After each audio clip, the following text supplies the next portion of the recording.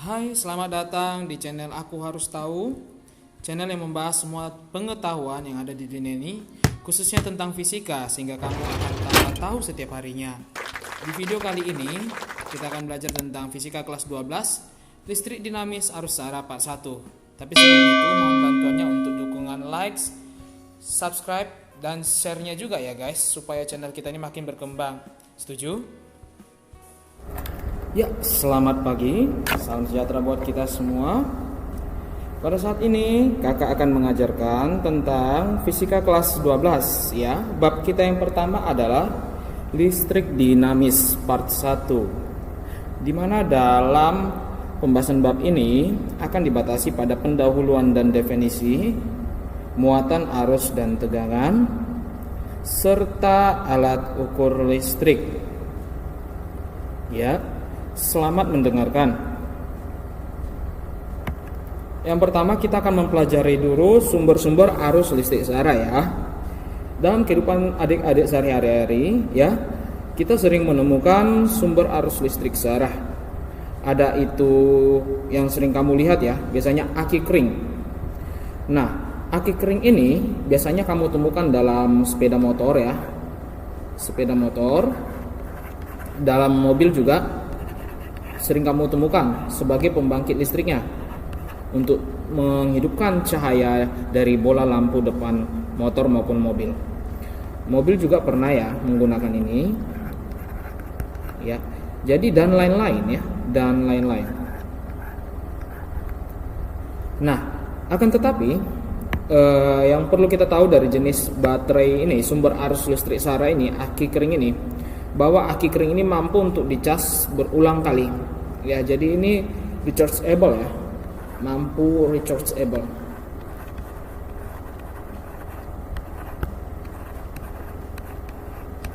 Sehingga dia memungkinkan untuk dipakai berulang-ulang kali, dan mungkin masa waktu time life-nya adalah 3 tahun sampai 5 tahun untuk pemakaian normal.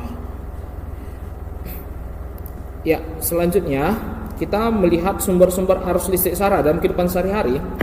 Kita juga sering melihat namanya aki basah ya. Aki basah ini terdiri dari sebuah bentuk balok ya, wadah berbentuk balok yang di dalamnya diisi dengan cairan H2SO4. Cairan H2SO4 atau disebut dengan asam sulfat.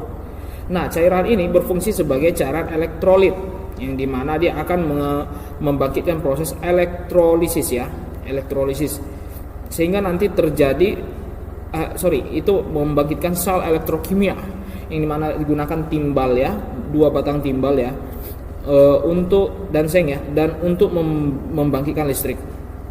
Sehingga perbedaannya aki basah dan aki kering yang tadi, aki basah ini bisa juga dicas berulang-ulang, tetapi kelemahannya cairan yang berada di dalam tabung ini dapat menguap sehingga untuk pengecekannya secara berkala harus dilakukan supaya tetap ada cairan dalamnya dan baterainya dapat digunakan berulang-ulang. Itu adalah sumber arus listrik yang kedua. Nah, dalam kehidupan kita sehari-hari, adik-adik, kita juga sering melihat sumber arus listrik yang ketiga, baterai kering, bukan isi ulang ya. Baterai kering ini bisa kita temukan dalam perangkat sehari-hari, dalam jam tangan, dalam jam dinding, dalam produk mainan anak-anak seperti mobil balap kecil dan lain-lain ya, mobil-mobilan ya, bukan mobil besar ya. Nah, baterai kering ini tidak dapat dicas karena selnya adalah sel Lagrange, tidak dapat kembali ke bentuk semula sifat kimianya. Nah, oke adik-adik, ada juga sumber arus listrik searah yang lain bentuknya seperti baterai ya, baterai 1860 ya. Ini adalah baterai kering yang dapat diisi ulang. Baterainya terbuat dari sel lithium ion ya. Nah, bagaimana semuanya itu bekerja secara fisika? Untuk mempelajari sebuah baterai, sebuah arus listrik, kita harus mempelajari fisika dan kimia. Tetapi pada saat ini kita akan menekankan pada fisikanya. Kita harus mengetahui dulu ya tentang menentukan arus listrik dan arus elektron. Nah, pada gambar di bawah ini kakak memberikan sebuah gambaran. Ada sebuah pembangkit listrik, yaitu sebuah baterai ya, sebuah baterai yang diberikan dengan kabel-kabel ya. Ini ada kabel kode warna merah dan kode warna biru. Apa sih maksud dari kode warna merah dan warna biru itu? Jadi kutub positif ketika dihubungkan saklarnya, saklar dihidupkan ya, maka lampu akan menyala sehingga terjadi merah, kabel merah dan kabel biru. Kabel merah keluar dari kutub positifnya baterai dan kabel biru adalah keluar dari kutub negatifnya baterai. Maksudnya apa itu? Mari kita lihat. Saya berikan sini kodenya. Ya, seperti itu ya, seperti animasi yang tampak sebelah kanan ya. Arah elektron itu adalah warna biru, sedangkan arah arus listrik itu adalah warna merah. Jadi arus listrik adalah aliran muatan positif dari potensial tinggi ke potensial rendah. Sedangkan arus elektron adalah aliran elektron dari potensial rendah ke potensial tinggi. Kita tahu yang memiliki potensial tinggi adalah kutub positif baterai. Sedangkan yang memiliki potensial rendah adalah kutub negatif baterai.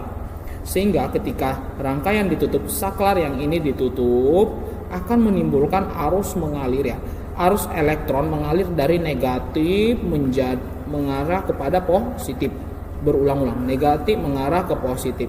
Nah, tetapi sebaliknya arus listriknya, tadi itu arus elektronnya, arus elektron mengalir dari negatif ke positif. Pada saat yang bersamaan dikatakan secara teoritis bahwa arus listrik mengalir dari positif ke negatif, dari positif ke negatif secara berulang-ulang sehingga menghasilkan nyala lampu yang terang seperti itu ya. Oke. Nah, semoga dipahami. Nah, begini kira-kira kakak berikan ya sebuah penjelasan yang lebih lanjut. Misalkan ya, ini adalah sebuah penampang dari kabel listrik. Penampang kabel listrik ya. Kita tahu ikatan logam merupakan ikatan yang sangat stabil ya. Sangat stabil karena ikatan tersebut terdiri dari lautan elektron yang dapat bergerak secara bebas. Nah, kakak misalkan ya, elektron itu adalah benda berwarna merah. Benda berwarna merah yang hanyut di dalam sebatang logam berbentuk silinder. Jadi logam-logam tersebut adalah logam penghantar listrik. Kak berikan ya simbol positif dan negatifnya ya. Misalkan baterainya di sini, tadi kutub positifnya di sini dan kutub negatif baterainya di sebelah sini. Kutub positif baterai sebelah sini, kutub negatif baterai sebelah sini. Nah, pastinya elektronnya ini elektron. Jika elektron seandainya bergerak ke kanan ya, Ya, jadi kalau misalnya jika seandainya diberikan positif negatif seperti ini, maka yang terjadi adalah elektron akan bergerak dari negatif ke positif. Jadi arah aliran elektron itu kakak berikan sebagai berikut. Arah aliran elektron. Arah pindahnya elektron tersebut ya.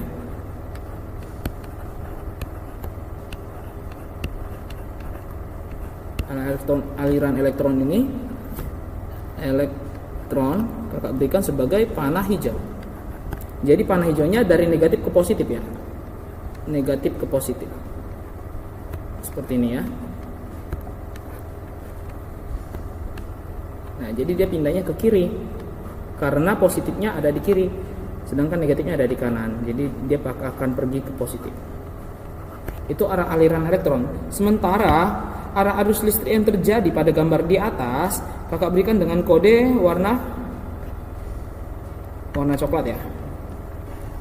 Arah aliran arus listrik.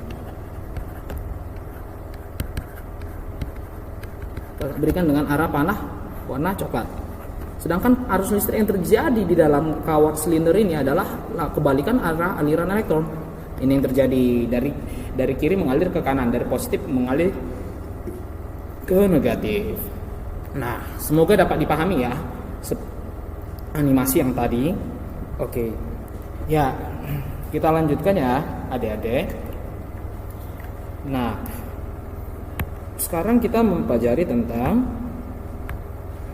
menentukan syarat arus listrik dapat mengalir pada suatu rangkaian.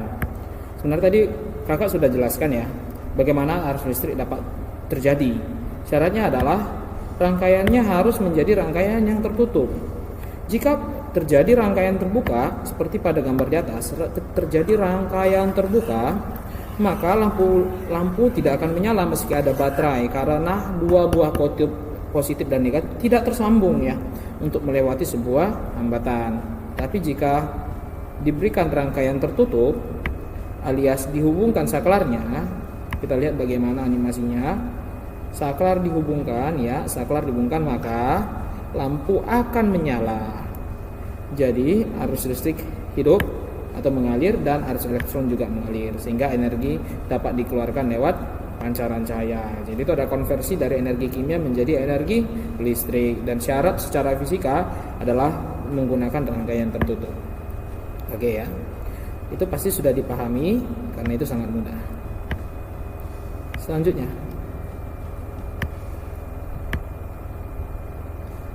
arus listrik itu identik dengan arus air ya, adik-adik. Ya. Kita misalkan ya ada dua buah wadah atau reservoir ya. Reservoir A dan B itu seperti ini. A lebih tinggi permukaannya, B lebih rendah. Jika keran itu dibuka, apa yang terjadi ya? Maka pada saat keadaan tersebut ketinggian A lebih besar dari ketinggian B, sehingga energi potensial yang dimiliki oleh permukaan A lebih besar dari energi potensial yang dimiliki permukaan B. Maka yang terjadi ketika keran dibuka, air akan berpindah dari A menuju B hingga pada akhirnya nanti memiliki ketinggian yang sama ya, hingga nanti ketinggian permukaannya sama setelah tidak ada lagi perbedaan potensial. Nah, pada saat itu dikatakan tidak ada aliran listrik, atau dikatakan baterai sudah habis, yaitu jika potensial pada A dan B sudah menjadi sama, tidak ada perbedaan lagi ya. Pada saat itu pada baterai yang dapat dicas ulang, baterai sudah minta untuk dicas supaya terjadi perbedaan potensial lagi dan baterai dapat digunakan kembali. Nah, jika ada sebuah benda bermuatan positif lebih banyak dan bermuatan positif lebih sedikit, maka dikatakan sebaliknya benda B memiliki muatan negatif lebih banyak daripada benda A, sehingga elektron yang lebih banyak itu pada benda B ya. Sehingga kalau misalnya dihubungkan dengan konduktor, yang terjadi adalah berpindahlah elektron dari benda B menuju benda A, sehingga elektron dari benda B dan benda A akhirnya akan setara, dan arus listrik akan mengalir dengan melawan arus elektron. Karena yang mengalir itu elektron, tidak pernah proton ya, adik-adik ya. Oke, selanjutnya kuat arus listrik. Kita akan belajar tentang kuat arus listrik, yang didefinisikan sebagai banyaknya muatan yang mengalir per satuan waktu ya. Jadi kuat arus listrik itu didefinisikan sebagai banyaknya muatan yang mengalir per satuan waktu. Sebuah muatan dalam satuan sistem internasional diukur dengan coulomb ya, dengan satuan coulomb ya. Alat ukurnya kuat arus listrik adalah amperemeter ya. Jadi amperemeter ini dirangkai secara seri terhadap sebuah rangkaian listrik. Jadi rumus matematis untuk mencari kuat arus listrik adalah I sama dengan Q dibagi T. I sama dengan Q dibagi T. Ya. Sepertinya hal ini sudah pernah kalian lihat walaupun di SMP ya. Di mana I adalah kuat arus listrik, satuan internasional ampere, Q adalah muatan listrik atau satuannya coulomb, dan T adalah waktu untuk berpindah, yaitu satuannya adalah sekon atau detik. Baik, kita lanjutkan untuk pembelajaran kita kepada contoh soal ya. Ini kakak sediakan contoh soal. Sebuah akumulator pada kutub-kutubnya dihubungkan pada terminal lampu. Jika kuat arus yang mengalir pada lampu 0,5 ampere dan lampunya dinyalakan selama 2 menit, berapakah muatan listrik yang melewati lampu? Baik, kakak bantu untuk menjawabnya ya. Arusnya diberikan sebanyak 0,5 ampere dan dinyalakan selama 2 menit. 2 menit itu kita convert ya kepada detik ya. 2 menit 2 kali 60 ya. 2 kali 60 itu sama dengan 120 detik ya. Maka muatan yang terjadi adalah Q sama dengan arus kali waktu. Arusnya adalah 0,5 kali dengan 120. 0,5 kali 120 adalah 60 coulomb. Nah, seperti itu salah satu contoh soal ya, yang pertama. Nah, kita lanjutkan supaya lebih paham untuk contoh soal yang berikutnya. Diberikan muatan sebesar 180 coulomb mengalir dalam 30 detik. Hitunglah kuat arus listriknya. Baik, biar kakak jelaskan ya. Diketahui muatannya adalah Q sama dengan 180 coulomb mengalir dalam waktu 30 detik. Timing sama dengan 30 detik. Masih gampang-gampang aja. Kuat arus listriknya berarti kita jawab kuat arus listrik I. Arus sama dengan Q dibagi waktu sama dengan 180 coulomb dibagi dengan 30 second. 180 bagi 30 sama dengan 6 ampere. Seperti itu penyelesaiannya. Kita berikan contoh soal yang kedua. Jika diketahui kuat arus sebuah sumber arus listrik adalah 5 ampere, berarti I-nya sama dengan 5 ampere. Diketahui arusnya 5 ampere. Hitunglah muatan yang mengalir selama 1 menit. Timingnya sama dengan 1 menit. 1 menit kita convert ke dalam detik. 60 detik. Maka kita jawab untuk energi listrik. Muatan yang mengalir ya. Hitunglah muatan yang mengalir, Berarti Q sama aja ya. Q sama dengan kali silang aja. Q sama dengan I dikali dengan T. Berarti 5 kali dengan 60. 5 kali 60 itu sama dengan 300 coulomb. Penyelesaian didapatkan. Lanjut ke contoh soal yang ketiga. Berapa banyakkah elektron yang mengalir pada suatu penghantar setiap menit? Bila kuat arus yang mengalir pada penghantar tersebut adalah 0,9 ampere. Berarti diketahui ya. Kuat arus adalah 0,9 ampere. Waktu timing sama dengan 1 menit, yaitu 60 detik. Berapa banyak elektron yang mengalir? Kita bikin ya. Tentukan jumlah elektron yang mengalir. Nah, kita berikan diketahui tambahan. Muatan sebuah elektron sama dengan 1,6. Kita ambil mutlaknya saja. Sebenarnya negatif 1,6, tapi kita ambil mutlak saja menjadi 1,6 kali 10 pangkat negatif 19 coulomb. Maka kita jawab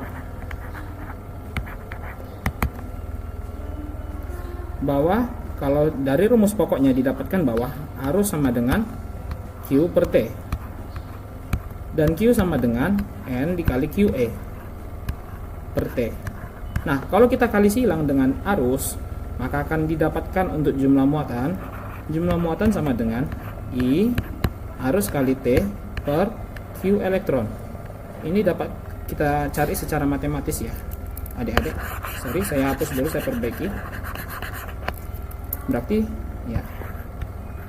Berarti jumlah muatan sama dengan kuat arus kali dengan waktu dibagi dengan muatan elektron. Arusnya sama dengan 0,9 ampere dikali dengan waktu. Waktunya adalah 60 detik dibagi dengan Q elektron. Nah, Q elektron ini apa? Muatan elektron 1,6 kali 10 pangkat negatif 19. Nah, kalau kita operasikan 9 kali 6 itu adalah 54.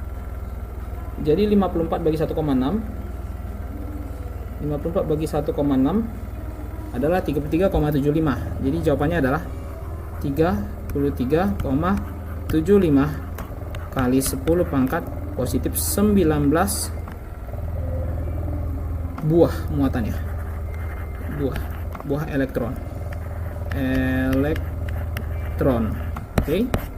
Itulah penyelesaiannya. Baik, kita lanjutkan untuk pelajaran selanjutnya. Kita akan mengukur kuat arus listrik menggunakan berbagai alat ukur listrik. Besaran kuat arus listrik diukur dengan ampermeter dan besaran tegangan listrik diukur dengan voltmeter.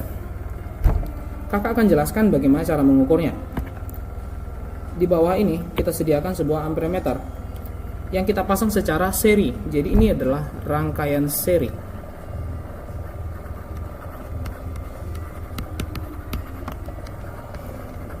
Rangkaian seri ya, adik-adik. Jadi ampermeter adalah alat yang digunakan untuk mengukur arus listrik. Pemasangan ampermeter dalam rangkaian listrik disusun secara seri.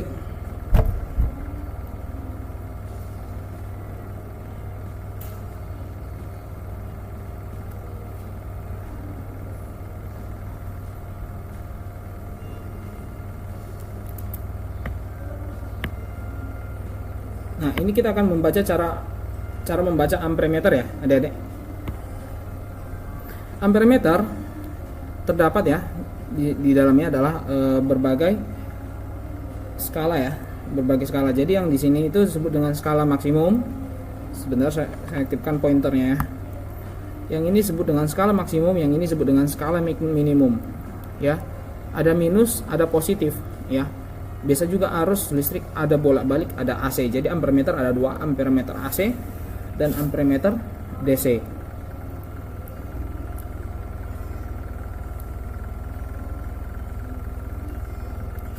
Nah, di sebelah sini ada batas ukur ya. Atau ini disebut dengan ya ini batas ukurnya ya, 10 ampere, 5 ampere, 1 ampere dan 100 miliampere. Di sini adalah colokan titik nolnya. Jadi, ketika kita sudah mengukur sebuah arus dari sebuah rangkaian, maka kita akan mengeluarkan rumus ya.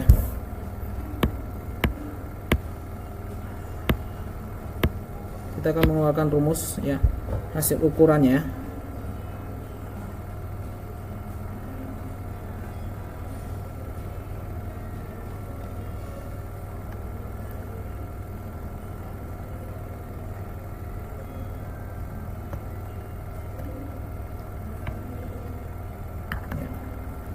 Ini dari rumus hasil pengukuran.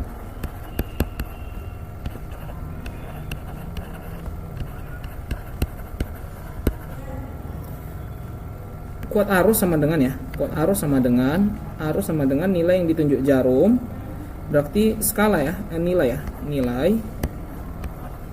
yang ditunjuk oleh jarum per nilai maksimum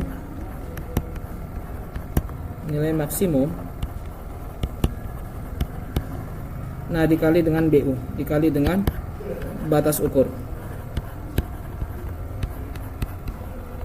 Jadi ini adalah rumus kita ya, baik untuk ampermeter maupun untuk voltmeter ya adik-adik. Oke, kita lanjutkan pembelajaran kepada alat ukur tegangan ya.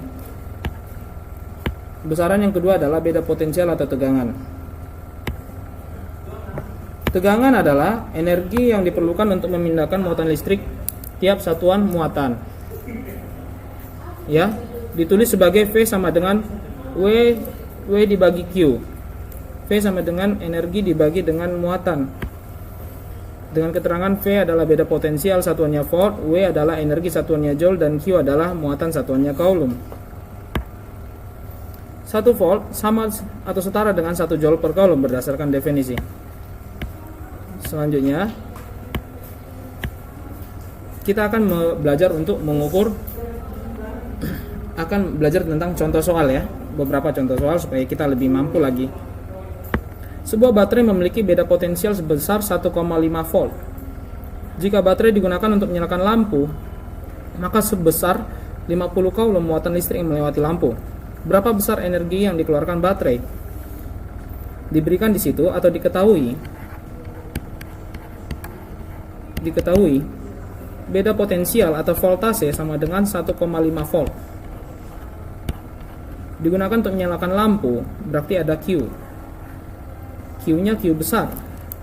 Kalau Q kecil adalah 1 buah elektron, tapi ketika Q besar itu adalah muatan seluruh elektron. Berarti 50 coulomb. Muatan listrik yang melewati lampu, berapakah energi yang dikeluarkan baterai? Tentu ini ditanya adalah energi. Berarti kita sudah belajar tadi energi. W listrik berapa? Maka kita jawab energi listrik adalah W sama dengan V kali I kali T. V kali I kali T, di mana I kali T adalah Q. Berarti V sekali Q. Jadi W setara dengan V dikali Q. 1,5 volt dikali dengan 50, berarti 15 dikali 5 itu setara dengan 75. Ya. Jadi hasilnya adalah 75 joule sudah keluar dari baterai. Itu adalah energi yang sudah dikeluarkan oleh sebuah baterai. Oke, kita lanjutkan untuk contoh soal yang berikutnya. Pengukuran beda potensial ya, pengukuran beda potensial menggunakan voltmeter. Pemasangan voltmeter harus secara paralel seperti yang ditunjukkan pada gambar. Jadi voltmeter di sebelah sini rangkaian sudah tertutup, tapi voltmeter mengambil dari kaki baterai yang satu dan kaki baterai yang lain. Tidak boleh dipasang untuk menyusup dalam sebuah rangkaian secara seri, tetapi harus menyusup secara paralel. Rumusnya sama. Tegangan yang didapat akan kita ukur ya, akan kita catat ya.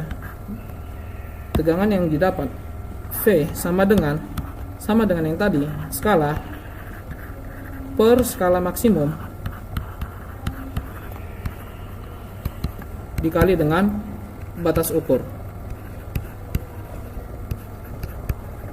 ya. Dan satuan hasil pengukuran dari tegangan kita dapat dalam satuan volt ya, adik-adik. Oke. Selanjutnya kita belajar tentang cara membaca voltmeter ya. Seperti yang tadi sudah saya jelaskan rumusnya. Jadi kita langsung ke contoh soal aja. Nah, misalkan ya, diberikan pada contoh soal yang bawah ini ada sebuah amperemeter. Dia menunjukkan skala. Ya, skalanya diketahui ya. Skalanya adalah angka 60. Dan skala maksimumnya adalah SM ya, skala maksimum sama dengan 100. Nah, kita lihat batas ukurnya adalah batas ukur yang ditunjuk ada batas ukur maksimal BU ya. Berarti BU-nya sama dengan, lihat dari mana kabel keluar, angka besarnya adalah 200 ya. 200 miliampere. Ini jelas adalah amperemeter karena ukurannya dinyatakan dalam singkatan A. Tentukan I ya, tentukan kuat arus. Gampang saja, seperti yang tadi. Kuat arus sama dengan skala per skala maksimum kali dengan batas ukur. Berarti skala sama dengan 60, skala maksimum adalah 100, dikali dengan batas ukur. Batas ukurnya adalah 200 miliampere. Mari kita bagikan dan kita kalikan sesuai dengan ketentuan matematika. Tinggal 2 kali 60 sama dengan 120, ini dalam satuan miliampere. Jadi jawabannya adalah 120 miliampere. Kalau ditukar dalam ampere adalah 0,12 ampere. Jawabannya adalah opsi A. Semoga dipahami. Selanjutnya contoh soal yang kedua. Berapa besar kuat arus yang mengalir pada suatu rangkaian jika hasil pengukurannya seperti gambar A di atas? Mari kita jawab secara perlahan. Diketahui bahwa skalanya berapa? Skala yang tampak saya lihat adalah angka 10. Dan skala maksimumnya ada 50. Sedangkan batas ukurnya yang ditunjukkan adalah keluar dari angka 1 ampere. Tentukan kuat arus. Maka kita jawab kuat arus ditentukan dengan I sama rumusnya skala per SM kali dengan BU. Berarti skala adalah 10, SM adalah 50 dikali dengan batas ukur 1 ampere. Tinggal kita bagi 1 bagi 5 adalah 0,2 ampere. Semoga dipahami. Dan contoh soal yang terakhir kita keluarkan adalah untuk voltmeter. Kita lihat voltmeter menggunakan batas ukur 50 volt skala yang ditunjukkan dari 1, 2, 3, 4, dan 10. 1, 2, 3, 4, dan 5. Dia menunjukkan kepada angka yang ketiga. Ya. Kita bisa jadikan 10 ini menjadi 5. Kenapa? Supaya kita menganggap yang ini adalah angka ketiga. Jadi 0, 1, 2, 3, 4, dan 5. Baik, kita berikan diketahuinya. Skala yang ditunjukkan adalah angka 3. Dan skala maksimum yang ditunjukkan adalah angka 5. Sedangkan batas ukur adalah 50. Dan ini satuannya adalah volt.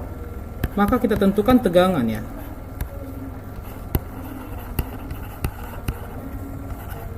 Kita jawab. Tegangan sama dengan skala dibagi dengan skala maksimum kali dengan batas ukur. Maka akan didapatkan 3/5 kali 50. Hasilnya adalah bisa coret 50 dengan 5 sama dengan 10. 10 kali 3 adalah 30 volt. Maka jawabannya adalah 30 volt opsi C. Nah, begitu kira-kira untuk pembelajaran hari ini adik-adik. Bagaimana kira-kira? Semoga yang kakak sampaikan dapat ditangkap dengan baik dan boleh diputar berulang-ulang untuk mendapatkan hasil pembelajaran yang maksimal. Jangan lupa subscribe, dukungannya like dan share ya, sebanyak-banyaknya supaya channel kita berkembang. Kakak mengucapkan terima kasih dan sampai jumpa.